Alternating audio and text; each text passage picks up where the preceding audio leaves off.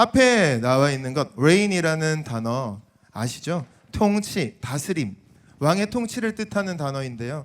저희 청년부가 올 한 해 2026년에 큰 주제를 잡은 것이 하나님의 나라에 대한 것입니다. 그 나라를 어떻게 좀 표현할 수 있을까? 너무나도 큰 주제이다 보니까 한번 그 가운데서 무엇을 좀 더 포커싱해서 나누면 좋을까라고 했을 때 reign이라는 단어를 잡았습니다. 우리 모든 삶의 영역 가운데 이미 임하시는 그 하나님의 나라 가운데에서 하나님의 통치가 구석구석 이루어지길 바란다라는 것을 함께 꿈꿔보자라는 것이죠. 사랑하는 여러분, 올 한 해 나의 힘의 부족함 때문에 넘어지는 것이 아니라 전능하신 하나님의 능력, 그 손에 붙들려서 늘 이기는 삶, 넉넉히 이기는 삶 되시길 주님의 이름으로 축복합니다. 여러분, 2026년이라는 새로운 시간이라는 그 숲에 우리가 또 한 발짝 들어섰습니다. 새해 첫 주일 예배 자리에 나오신 여러분의 이 숨결에는요, 어떠한 온도가 좀 담겨 있습니까? 1월에 정말 차가운, 조금은 그렇죠, 최근에 너무 좀 차가워졌잖아요. 그 공기가. 그 차가운 바람보다 더 우리의 마음을 시리게 하는 것은요, 어쩌면 우리를 기다리고 있는 성과와 또 증명의 어떠한 과제들일지도 모르겠습니다. 세상은 계속해서요, 우리가 곧 바로 서라고 하죠. 허리를 꼿꼿이 펴고 내가 증명해내라, 나의 삶에 대해서 분명히 보여내라, 결과를 내라 라고 계속해서 이야기합니다. 더 높은 스펙의 자리에 서고 더 견고한 성공의 자리에 그렇게 버텨서서 누구도 무시 못할 안정감 그리고 존재감을 갖추라고 다그칩니다. 이것은 우리가 생각하게 되어지는, 세상이 우리를 향해서 말하는 상향의 신화라는 것이죠. 계속 높은 곳으로 올라가야 되고 좀 더 가지고 잘 갖추어야 내 삶이 안전하다라는 것입니다. 그런데요, 이 신화 속에서는요, 무릎을 꿇는다라는 행위가 어떻게 느껴지겠습니까? 결국 패배가 되는 것이고요, 도태되는 것이고요, 우리 존재의 소멸, 자존심이 무너지고 찢겨지는 그런 존재의 소멸을 의미하기도 합니다. 그래서 우리는요, 늘 무릎에 긴장감을 주고 힘을 빳빳이 주고 그렇게 서서 버텨내고 살아가야 한다는 것이죠. 남들보다 뒤처지지 않기 위해서 혹은 내 가치를 증명해내기 위해서 우리는 1년 동안 열심히 더 살아냈던 것 아닌가 싶습니다. 하지만 여러분, 그렇게 우리가 애쓰고 기를 쓰고 살아가는 그 삶이 정말로 행복한 삶일까요? 우리의 이 삶 가운데에서 아우구스티누스라는 교부는 이렇게 이야기합니다. 주여, 당신께서 우리를 창조하셨기 때문에 우리의 마음은 당신 안에서 쉴 때까지 결코 평안할 수가 없습니다 라고요. 즉 무슨 말이냐면요, 우리가 느끼는 이 영적인 허기, 영혼의 피로감은요, 우리가 높아져서 채울 수 있는 것이 아니라는 것입니다. 반면 또 우리가 낮아졌기 때문에, 세상이 볼 때는 무릎을 꿇었기 때문에 그렇게 보여서 우리 영혼의 허기가 생기는 게 아니라는 것이죠. 오히려 우리 스스로 왕노릇하면서 높아지려 할 때, 그때 우리 가운데 이러한 모습들이 생기지 않는가. 결국 존재론적인 기근, 이 허기짐, 영적인 갈급함이 생긴다라는 것입니다. 그래서 팀 켈러 목사님은요, 현대인의 비극이 스스로를 내가 정의해야 하는 그 피로감으로부터 온다라고 또 이야기합니다. 내가 나를 증명해야 하니까 쉴 수가 없는 것이죠. 그런데 이 오늘의 시편의 기자는 어떻게 이야기하고 있습니까? 이 피곤한 상향의 질주를 멈추고 참된 안식으로 나아가라라고 이야기합니다. 2026년 한 해 우리가 하나님의 나라의 백성으로 살아가기 위해서 가장 먼저 통과해야 할 관문이 바로 나의 왕좌에 누가 앉아 계신가, 그리고 그 왕자를 누구에게 내어드릴 것인가 라는 걸 결정한다라는 것이죠.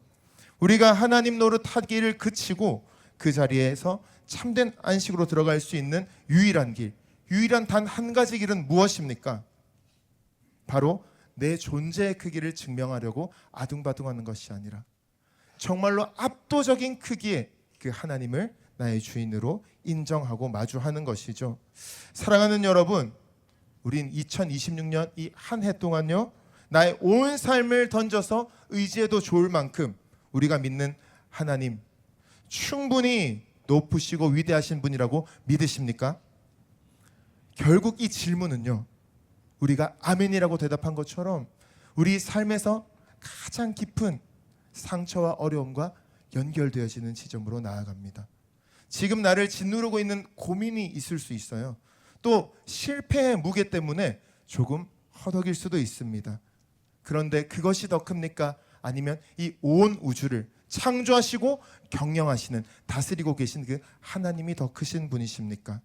사랑하는 여러분, 우리는 오늘의 본문을 통해서요, 이 광대하신 창조주, 우리 구원의 반석이신 하나님을 대면하는 그러한 은혜가 있길 간절히 소망합니다. 오늘의 설교의 제목이 무엇입니까? 부복의 축복인데요, 부복이라는 것은 바로 무릎 꿇음, 엎드림이라는 것입니다. 그렇기 때문에 우리는 먼저 왜 엎드려야 하는가, 이 엎드린다는 것과 축복은 무슨 관계가 있는가라는 질문을 하게 되죠.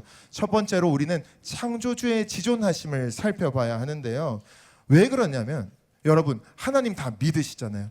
지금 살아가고 있는 이 삶 가운데 하나님 나라를 안 살고 계신 분은 없으실 거예요. 왜냐하면 이미 하나님 나라가 우리 안에 임했다라고 예수님께서는 말씀하셨기 때문이죠. 저와 여러분 안에는 그렇게 막 드러나지 않는 것 같아도 예수님이 살아서 역사하고 계시다라는 것입니다. 그런데 왜 이렇게 경험되지 않을까? 아니면 충분히 경험되고 있는데 어떤 것을 더 추구해야 할까라는 질문을 마주할 수 있습니다. 그렇기 때문에 우리는 우리의 믿음의 대상이시고 예배의 대상이신 하나님의 위대함에 대한 감각을 다시 한번 깨워내야 된다라는 것입니다.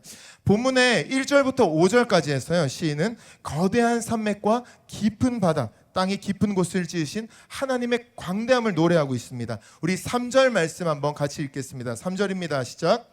여호와는 크신 하나님이시요 모든 신들보다 크신 왕이시기 때문이로다. 아멘. 크신 하나님, 모든 신들보다 크신 하나님이 우리의 하나님이신 줄 믿습니다. 그래서 우리가 하나님을 마주할 때는요, 나의 어떠한 고민보다, 내 눈앞에 어떠한 상황보다 우리 하나님이 훨씬 더 위대하신 분이다 라는 것을 기억해야 한다라는 것이죠. 사랑하는 여러분, 여러분의 삶 속에서 얼마나 이러한 감각이 지금 깨어 있습니까? 이 신경이 얼마나 발달해 있습니까? 나의 연약함, 육체적인 피로, 관계적인 어려움, 상황, 미래에 대한 불안감, 이러한 모든 것들에 대해서 우리는 얼마나 주님 안에서 자유함을 누리고 계십니까? 그 모든 것을 뛰어넘으시면서 우리와 함께 하시는 분이 우리 주님이신데요, 그분이 광대하시다, 크신 정도에서 그치는 것이 아니라 모든 신들보다 크신 분이 우리 하나님이시다 말씀하고 있는 것입니다. 이 선포는요, 훗날 이사야 선지자에 의해서 더욱더 구체화되게 되어지는데요, 이사야서 40장 12절 말씀 한번 같이 읽도록 하겠습니다. 시작. 누가 손바닥으로 바닷물을 헤아렸으며 뼘으로 하늘을 쟀으며 땅의 티끌을 되에 담아 보았으며 접시 저울로 산들을 막대 저울로 언덕들을 달아 보았으랴. 아멘. 여기서 무엇이라 말합니까? 여러분 한번 손바닥 펴 보시겠어요? 내 손바닥을 한번 보면서, 제가 저희 첫째 딸이 오늘 유치부를 갔습니다. 영아부와 유치부의 차이, 엄청난 차이가 뭔지 아십니까? 네, 우리 교사분들은 바로 아시죠? 영아부는 엄마와 함께 갈 수 있습니다. 유치부는 스스로 걸어 들어가야 합니다. 그래서 재밌는 광경이 있었어요. 그 앞에 제가 오늘 처음 가니까 한번 들어가는 거 보고 싶어서 안내하러 가는 길에 잠깐 들렀거든요. 그런데 다들 어머님들이 이런 말씀하시는 거예요. 아, 그런데 유치부실 문 앞에는 무슨 막이 있는 것 같아요. 결계가 쳐 있는 것 같아요. 다 아이들이 여기서 더 이상 들어갈 수가 없고 보이지 않는 벽이 있어서 계속 여기서 한 발짝 떼놓고 여기서 몸을 넣지를 못하는 겁니다. 그런 걸 보면서, 아, 하임아 힘내, 갈 수 있어, 아무 벽도 없어 라는 것을 보여줬지만 쉽지 않아 하는 그 상황 속에서 저희 하임이가 혼자서 걸어서 들어갔다 온 것이죠. 그런데 무슨 이야기를 하고 싶냐면요, 하임이가 저한테 최근에 그랬어요. 아빠, 내 손 엄청 커 라고 하는 거예요. 우리 어린이집에서 내 손 제일 큰 거 같은데 아빠 손 커? 라고 물어보는 거예요. 그래서 하임아, 너 손 진짜 크다, 잘 컸네 라고 하면서 한번 아빠 손 대볼래? 하니까 씩 웃으면서 와서 대더니, 아이 뭐야, 너무 크잖아 이러고는 이렇게 가는 거예요. 여러분, 무슨 말이에요? 우리도 우리의 손을 볼 때는, 나의 상황을 볼 때는, 아, 충분히 내 손이 강하구나, 크구나, 그리고 내 손으로 감당할 수 없으면 다른 방법도 없겠구나라고 생각할 수가 있다는 거죠. 그런데 우리 하나님의 손은 어때요? 하나님의 손과 우리의 손을 대어보면 우리 하나님 정말로 대단하신 분이시구나. 내가 그렇게 붙들고 놓치지 않으려고 했던 그것들 하나님의 손에는 아무것도 아니구나. 충분히 해결해 주실 수 있는 분이구나 라는 것을 경험하게 된다는 거예요. 이사야서 40장에서는 그래서 무엇이라고 했습니까? 누가 손바닥으로 바닷물을 헤아렸대요. 손바닥 안에, 하나님의 손바닥 안에 바닷물이 다 들어간다라는 거죠. 그리고 하나님의 한 뼘은 얼마나요? 하늘만하다라고 이야기합니다. 사랑하는 여러분, 우리 하나님이 그렇게 크신 분입니다. 하나님의 손이 우리를 돕는다라는 사실이 우리 삶에서 그저 요것 하나, 내 앞에 주어져 있는 그 문제 하나에 국한되는 것이 아니라 하늘을 한 뼘으로 재실 수 있고요, 온 바다의 물을 그 손 안에 담으실 수 있는 그분, 그 손으로 우리를 붙들어 주시고 지켜주신다고 하는 분이 우리 하나님이신 줄 믿습니다. 그렇기 때문에 하나님은 구걸하는 분이 아니세요. 넘쳐 흐르는 폭포수와 같다라고 표현합니다. 우리가 예배하는 이유는요, 하나님께서 우리의 찬양에 굶주려 계셔서 애정 결핍이셔서 그래서 우리가 예배하는 게 아니라는 거죠. 그분이 너무나도 위대하시고 정말로 아름다운 분이시기 때문에 그 영광 앞에 압도되어진, 아름다움 앞에 압도되어진 피조물이 경탄에 맞지 않는 그러한 찬양을 올려드리는 것이 우리의 예배라는 것입니다. 그래서 C.S. 루이스는요, 자신의 저서 예기치 못한 기쁨에서 인생의 모든 아름다움은요, 창조주를 가리키는 이정표다라고 이야기를 합니다. 루이스는 무신론자 시절에요, 저녁 노을 지는 모습을 보면서 정말 너무 아름답다, 무엇인가 가슴이 저며오는 그런 갈망을 느꼈다고 합니다. 그런데 그는 처음에는 그것이 노을 때문인 줄 알았는데 나중에는 깨달았던 것이죠. 그 갈망은 노을 그 자체가 아니라 노을을 만드신 하나님이시다. 그분의 영광을 향한 영혼의 배고픔이었다라는 것을 깨달았다라는 겁니다. 저는 그것을 키르기스탄 선교 때 좀 느끼게 됐는데요, 키르기스탄 하늘을 좀 떠올릴 때면 하나님의 이 광대하심과 아름다우심에 대한 감각이 살아나는 것 같습니다.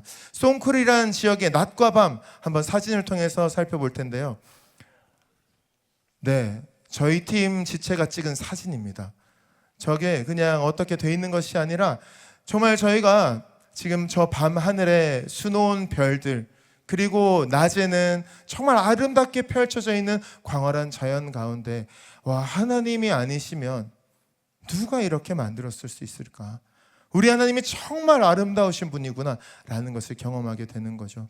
제가 작년에도 재작년에도 키르 찬양을 좀 했었는데요, 이번에 갔을 때, 그러니까 작년 여름에 갔을 때 저는 웬만큼 이제 키르에 대해서 한 3번 정도 갔다 왔거든요. 우리 교회에서 2번, 그 전에 1번 다녀왔었는데 충분히 이제는 하나님의 아름다우심 우리 청년들과 잘 나누고 싶다라는 마음으로 갔는데 펼쳐진 광경이 장관이었습니다. 저도 처음 볼 만큼 너무나도 멋있고 아름다운 광경이 펼쳐져 있었는데요, 사랑하는 여러분, 우리가 믿는 그 하나님이 얼마나 위대하신 분인지, 아름다우신 분인지를 우리가 경험할 수 있는, 그 감각이 깨어날 수 있는 올 한 해가 되길 진심으로 축복합니다.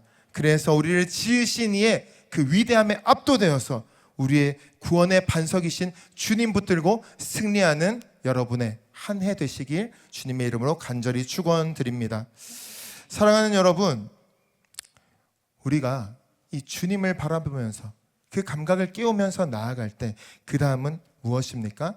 바로 바라크의 신비인데요, 바라크, 이것이 바로 부복, 오늘 본문에서 이야기하는 무릎을 꿇다라는 단어입니다. 웅장한 찬양의 열기, 하나님이 위대하십니다, 그 영광에 압도되어지는 1절에서 5절까지의 말씀 이후에 6절이 되면요, 분위기가 조금은 정숙해집니다. 시선이 하늘, 그 무한한 하늘에서 우리의 무릎으로 옮겨온다라는 것이죠. 우리 한번 6절 말씀 같이 읽겠습니다. 시작. 오라, 우리가 굽혀 경배하며 우리를 지으신 여호와 앞에 무릎을 꿇자. 아멘. 무릎을 꿇자, 히브리어로 바라크라는 말, 이 단어가요, 놀라운 것은요, 무릎을 꿇다라고 얘기하는 바라크라는 단어가 복을 주다라는 단어와 동일하다라는 것입니다. 즉 성경적 관점에서 복이라는 것은요 바로 무릎이다 라고 볼 수 있는 거죠. 굉장한 역설이지 않습니까? 세상은 복 받는 것을 높이 올라가고 더 많은 것을 취하는 것이라 말하지만 성경은 복을 무릎 꿇는 것이다 라고 이야기하고 있는 것이죠. 바울은요 이 신비를 깨닫고 빌립보서에서 이렇게 선포했습니다. 빌립보서 2장 10절 말씀 한번 한 목소리로 읽습니다. 시작. 자들과 땅에 있는 자들과 땅 아래에 있는 자들로 모든 무릎을 예수의 이름에 꿇게 하시고. 아멘. 그래서 이 모든 무릎이 예수의 이름 앞에 꿇게 되어진다라고 이야기하는 것이죠. 또한 베드로전서 5장 6절은 이렇게 이야기합니다. 다시 한번 읽습니다. 시작. 그러므로 하나님의 능하신 손 아래에서 겸손하라. 때가 되면 너희를 높이시리라. 아멘. 하나님의 손, 어떠한 손이었습니까? 하늘을 한 뼘에 가릴 수 있고요, 세상의 모든 물, 바다를 그 한 손에 쥐실 수 있는 분이 우리 하나님이신데요, 그 능하신 손 아래에서 겸손하라. 때가 되면 너희를 높이시리라 라고 말씀하시는 거죠. 능하신 손 아래로 들어가는 모습이 무엇입니까? 바로 우리가 무릎을 꿇는 것이죠. 넘쳐 흐르는 그 폭포수를 생각해 보면요, 하나님이 우리에게 은혜를 지금도 폭포수와 같이 쏟아 부어주고 계신 줄 믿습니다. 그런데 그 폭포수는 어디로 흐릅니까? 가장 낮은 곳, 더 낮은 곳으로 흐르게 되는 것이죠. 가장 낮은 골짜기로 흘러가는 것이죠. 즉 우리가 무릎을 꿇는 이유는 무엇입니까? 우리가 무릎을 꿇을 때에, 우리가 더 납작 엎드릴 때 하나님의 더 크신 은혜가 우리 삶으로 깊이 더 충만히 흘러 들어온다라는 것이죠. 그렇게 그분의 무한한 능력을 받아들일 수 있는 유일한 통로가 바로 겸손의 자리, 무릎을 꿇는다라는 것입니다. 그래서 한 신학자는 이렇게 이야기합니다. 종교에 대해서, 종교는 내가 무릎을 꿇었기 때문에 하나님이 나를 축복하실 것이다 라고 말하는 반면, 복음은 하나님이 나를 축복하셨기 때문에 나는 기쁘게 기꺼이 무릎을 꿇는다 라고 이야기합니다. 우리가 오늘 무릎을 꿇는 행위는요, 우리의 삶에서 우리의 무릎을 꿇고 하나님이 하나님이십니다, 하나님만이 나의 왕이십니다 라고 그분의 위대하심을 찬양하는 것은요, 이미 쏟아지고 있는 그 영원 전부터 영원까지 우리를 향한 그 하나님의 호의, 그 사랑, 그 은혜를 받아 누리기 위한 방법이라는 것이죠. 내 마음의 그릇을 가장 낮은 곳으로 가져가서 그 모든 은혜를 받아내는 것이라는 겁니다. 블레즈 파스칼이라는 신학자이자 수학자는 이러한 이야기를 했습니다. 모든 인간의 마음에는 하나님이 만드신 무한한 구멍이 있다라고요. 그래서 이것은 세상의 그 어떤 피조물로도 채울 수가 없고요, 오직 예수 그리스도를 통해서 나타난 하나님 자신에 의해서만 채워질 수 있다라고 이야기합니다. 세상은 그러한 우리의 영적인 허기짐 그리고 불안함을 더 많은 것으로 채우라고 하죠. 더 높이 서라고, 더 꼿꼿이 서라고 이야기합니다. 그런데요, 그 구멍은 어떻다고요? 무한하기 때문에 유한한 것으로는 채울 수 없다라는 것이죠. 오직 무한하신 그 하나님 앞에 우리가 무릎을 꿇을 때에만, 그리고 그분을 받아들일 때에만 그것이 채워진다라는 것입니다. 사랑하는 여러분, 무릎 꿇는 것이 두려우십니까? 아니면 조금은 마음에 들지 않으십니까? 그런데요, 만약에 지금 여기에 이 자리에 1,000원짜리가 떨어져 있다면 어떻게 생각하시겠습니까? 아이 뭐 목사님 1,000원? 요즘에 뭐 안 줍죠. 그러면 10,000원짜리는요? 아 파란색도 뭐 그렇게, 그러면 노란 색깔 50,000원짜리가 떨어져 있으면, 혹은 정말 귀한 보석이 떨어져 있으면 어떻게 될까요? 내가 귀하게 여기는 것이 바닥에 있다면 우리는 기꺼이 무릎을 꿇을 수 있죠. 한 가지 질문을 드려볼게요. 저희 뭐 실제 약간 있었던 일이긴 한데, 너무 추운 날에 열심히 이제 찬양을 하고 저희가 섬기고 하는 가운데 너무 추워 보이니까 핫팩 2개가 있었던 지체가 다른 지체의 주머니에 핫팩을 넣어줬습니다. 그런데 이성이에요? 이것은 플러팅이에요? 아니에요? 플러팅이에요? 네, 절대 받으시면 안 돼요. 그렇게 말씀하신 분은. 네, 그렇다면 두 사람이 길을 걸어가고 있었어요. 그런데 자매가 이것도 이성이죠. 자매가 신발끈이 풀린 거예요. 갑자기 옆에 있던 형제가 무릎을 꿇고 신발끈을 묶어줘요. 플러팅이에요, 아니에요? 네. 플러팅인지 아닌지는 여러분의 판단에 맡기고요. 무릎을 꿇는다라는 것이 내가 사랑하는 사람, 내가 원해서 기꺼이 할 때에 그 안에서의 참된 가치가 빛을 발할 때가 있다라는 거예요. 무릎을 꿇는 행위가 하나님이 우리의 무릎을 쳐서 야 무릎 꿇어, 나 왕이잖아, 나 주인이잖아, 왜 맨날 고백만 하고 주인으로 안 모셔? 라고 우리의 무릎을 억지로 쳐서 그렇게 머리를 쿡 숙이게 하는 그런 하나님이십니까? 절대 아니죠. 정말 좋은 것 있으니까 그것을 우리가 발견하게 하기 위해서, 또 하나님께 기꺼이 이미 우리를 더 종의 모습으로 발을 씻겨 주시고 우리의 죄를 대신 짊어져 주시고 그렇게 우리를 향한 사랑을 목숨을 내어 주시면서 확증하신 그분의 사랑 앞에서 우리도 그 마음을 느끼고 누리기 위해서 그렇게 한번 무릎을 꿇는 것, 그리고 동시에 아름답고 무한하신 그 하나님의 영광 앞에 압도되어서 정말로 하나님 너무 아름다우십니다, 영광스러우십니다 라는 경탄에 맞이하는 무릎 꿇음을 우리에게 요구하시지 않을까요? 사랑하는 여러분, 올 한 해 정말로 그 영광이 압도되는 은혜가 있길 소망합니다. 그래서 우리의 무릎이 그저 기꺼이 기쁨으로 하나님 앞에 꿇어져서 하나님은 정말 저의 왕이십니다, 모든 세상의 신들보다 크신 분이십니다, 하나님의 손은 하늘을 가리고 바다를 담으실 수 있는 위대하신 분이십니다라고 고백할 수 있는 은혜가 여러분 가운데 있길 간절히 축원합니다. 마지막으로 살펴볼 것은요, 이제 헤세드의 환대에 대한 것인데요. 헤세드, 사랑, 은혜, 호의라고 번역되어집니다. 즉 이 세 번째 단계는요, 그렇게 엎드리는 자, 부복하는 자를 맞이하시는 하나님의 따뜻한 마음을 마주하는 것인데요. 우리 7절 말씀 한번 한 목소리로 읽겠습니다. 시작.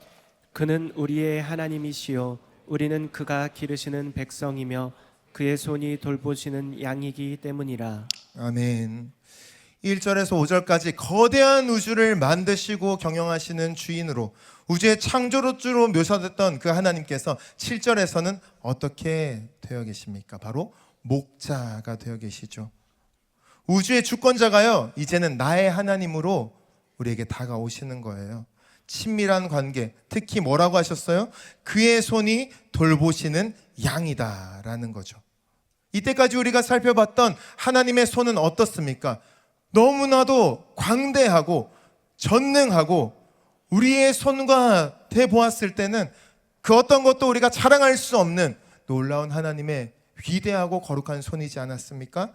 그런데 그 손으로 무엇을 하신다고요? 그의 손이 돌보시는 양, 즉 저와 여러분을 그 손으로 돌봐주신다라고 이야기하는 것이죠.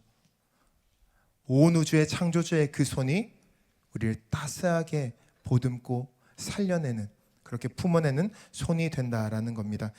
이것이 바로 하나님 나라의 통치 방식인 환대, 헤세드의 환대라는 것이죠. 이 따뜻한 환대를 가장 잘 보여주는 인물 한 사람을 소개하려고 하는데요, 바로 사무엘하 9장에서 나오는 무비보셋이라는 사람입니다. 그의 인생을 드라마로 한번 구성해 보면요, 그 시작은 공포 그리고 상실이었습니다.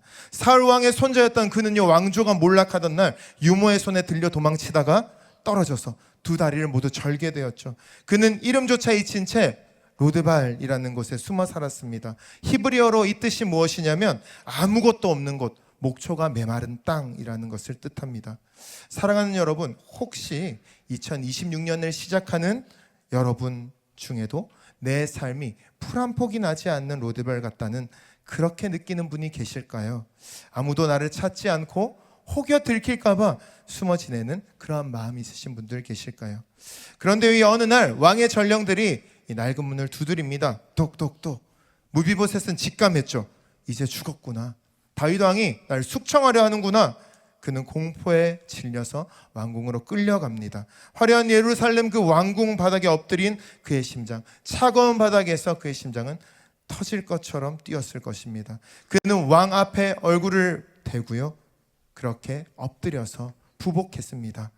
그런데 그의 입에서는 아이러니하게 이러한 고백이 나옵니다. 사무엘하 9장 8절 말씀 한번 같이 읽습니다. 시작.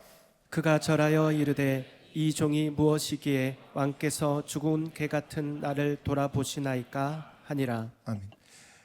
이 말씀은 뭐예요? 무비보셋이 어떻게 얘기하는 거예요? 아, 죽었다, 끝났다 라는 말일까요? 어떻게 죽어있는 개 같은 그런 나의 모습을 나를 돌아보십니까? 왜 돌보십니까? 왕이여 라고 반문하고 있는 것이죠. 그럼 그 사이에 어떤 일이 있었을까요? 그 공포에 질려서 따라갔던 그 자리, 이 대답이 나오는 그 사이에 어떤 일이 있었을까요? 무비보셋이 두려움에 떨며 무릎을 꿇고 납작 엎드렸던 그때에 왕의 보좌에서 내려온 다윗의 목소리는 날카로운 그런 칼날 같은 말이 아니라 따뜻한 헤세드, 언약적인 호의를 베풀었다라는 거죠. 사무엘하 9장 6절 7절 2절 말씀을 통해서 확인하겠습니다. 같이 읽습니다. 시작. 사울의 손자 요나단의 아들 무비보셋이 다윗에게 나와 그 앞에 엎드려 절하매 다윗이 이르되 무비보셋이여 하니 그가 이르기를 보소서 당신의 종이니이다. 다윗이 그에게 이르되 무서워하지 말라. 내가 반드시 너의 아버지 요나단으로 말미암아 내게 은총을 베풀리라. 내가 내 할아버지 사울의 모든 밭을 다 내게 도로 주겠고 또 너는 항상 내 상에서 떡을 먹을지니라 하니. 아멘. 무슨 말이에요? 무비보셋이여 무서워하지 말거라. 내가 반드시 너의 아버지 요나단으로 말미암아 내게 은총을 베풀겠다. 너는 항상 내 상에서 떡을 먹을 거다 라고 말해주고 있는 거죠. 여러분 상상해 보십시오. 왕의 식탁이 차려집니다. 식탁보가 좋은 식탁보가 깔리고 많은 음식들이 들어서겠죠. 그 식탁에는 왕자와 귀족들이 앉습니다. 그 화려한 사람들 사이에요, 풀 한 폭이 나지 않는 메마른 땅 같은 그 로드발에서 온 초라하고 다리를 저는 무비보셋이 자리를 잡습니다. 그런데요, 한번 생각해 보세요. 그가 자리에 앉는 순간 그의 절뚝거리는 그 두 다리는요, 화려한 왕의 식탁보 아래 완벽하게 가려진다라는 것이죠. 사람들의 눈에는요, 오직 왕과 함께 식사하는 존귀한 아들의 모습만 보인다라는 것입니다. 이것이 바로 은혜이고 복음이라는 것이죠. 사랑하는 여러분, 하나님께서는요, 저와 여러분의 수치 그리고 결핍을 헤세드, 하나님의 그 사랑과 은혜, 호의라는 식탁보로 덮어주십니다. 그래서 7절에서는 그의 손이 돌보시는 양이다 라고 말씀하시죠. 창조주의 거대한 손이요, 양의 수치를 덮으시고 우리의 연약한 등을 토닥이신다라는 겁니다. 사랑하는 여러분, 우리의 삶에서는요, 때로는 그냥 양말에 구멍이 난 것 때문에 신발을 벗고 있기가 참 민망할 때가 있습니다. 어떻게든 좀 가려보려고, 그렇죠, 요렇게 저렇게 피해보기도 하고 신발을 안 벗으려고 하기도 하고, 또 때로는 양쪽 양말을 위치 때문에, 그렇죠, 바꿔 신어 본 적이 없으시군요. 고상하셔서. 네, 그렇게라도 해서 저 이제 신방을 가거나 하면 당연히 여분의 양말을 준비해야 되지만 또 그렇지 못할 때가 있잖아요.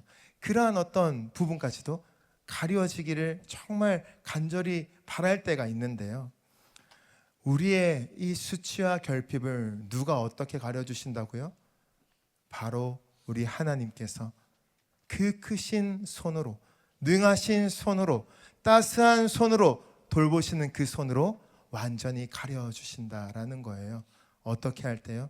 주님 앞에 우리가 하나님이 저의 진정한 주인이십니다, 저의 왕이십니다, 참된 하나님이십니다 라고 고백하며 우리가 무릎을 꿇을 때, 그렇게 우리의 모든 구멍난 것들을 채워주실 뿐만 아니라 당장에 우리 앞에 있는 수치와 결핍까지도 다 덮어주신다는 거예요.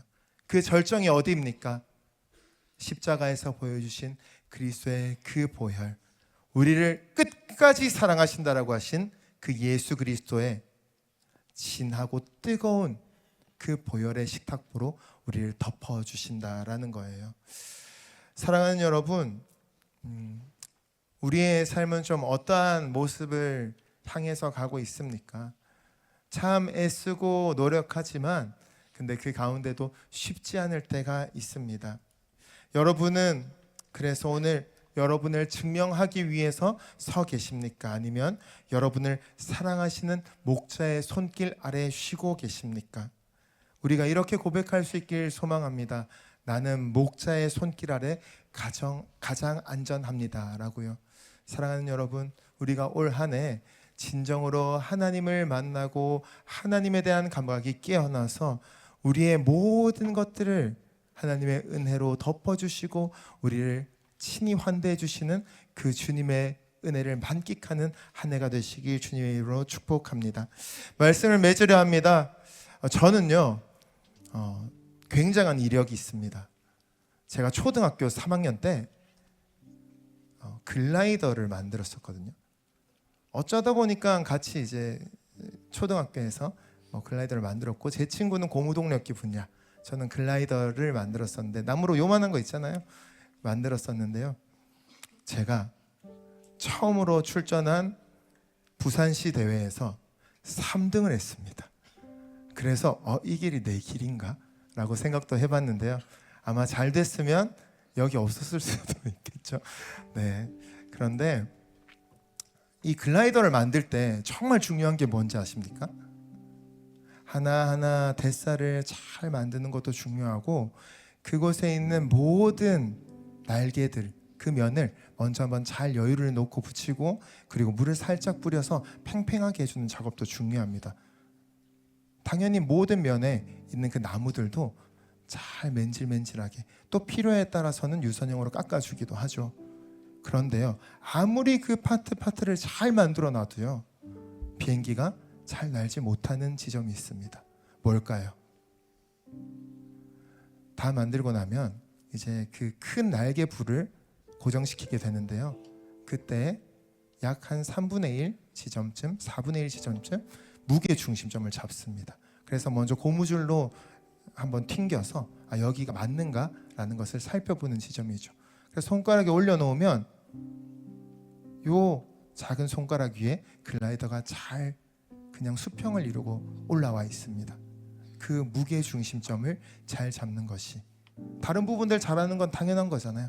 무게 중심점이 흔들리게 되면 고꾸라지거나 그냥 뒤로 나자빠지거나 제대로 날아갈 수가 없다라는 거예요. 사랑하는 여러분, 새해 첫 주일 여러분의 무게 중심은 어디를 향하고 계십니까? 나도 모르는 사이에 조금은 중심축에서 조금은 비껴 있을 수도 있어요. 저도 그랬거든요.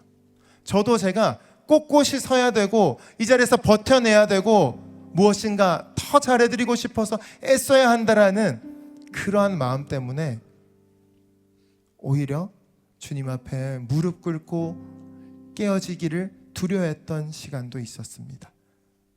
혹여 여러분은 그러한 마음, 그러한 영역 있지 않으십니까? 오늘의 이 말씀을 우리가 기억하시면서 이 한 해를 좀 다시 한번 주님 앞에 결단하실 때예요. 하나님, 다른 것 아니라 정말 위대하시고 아름다우신 그 하나님을 향한 저의 감각을 깨어나게 하여 주시옵소서. 그리고 그 아름다움에 합도되는 은혜를 주셔서 기어이 어쩔 수 없이 무릎 꿇는 것이 아니라, 내가 복받기 위해서 무릎 꿇는 것이 아니라, 심지어 그렇게 나아갔다 할지라도 결국에는 기쁘게 기꺼이 주님의 복을 받아 누릴 수 있는 은혜를 주시옵소서. 그래서 우리가 살아가는 이 삶의 자리 가운데 예수 그리스도의 보혈로 우리의 모든 수치와 결핍과 아픔과 불안함들을 덮어주시는 그 능력을 경험하는 하나님 나라를 살아가게 하여 주시옵소서. 그러한 마음으로 한번 올 한 해를 살아내 보시지 않겠습니까? 우리의 손을 보시면서요, 하나님의 손에 매일매일 맞닿으시면서 하나님의 손이 얼마나 크신지를 기억하실 때에 우리의 삶의 순간순간 모든 자리자리 가운데 지금도 여러분과 함께 하시고 여러분 안에 살아계시고 모든 신들보다 크신 그 하나님의 역사가 일어나게 될 줄 믿습니다. 그러한 승리의 한 해 살아내시는 저와 여러분 되시길 주님의 이름으로 축원드립니다.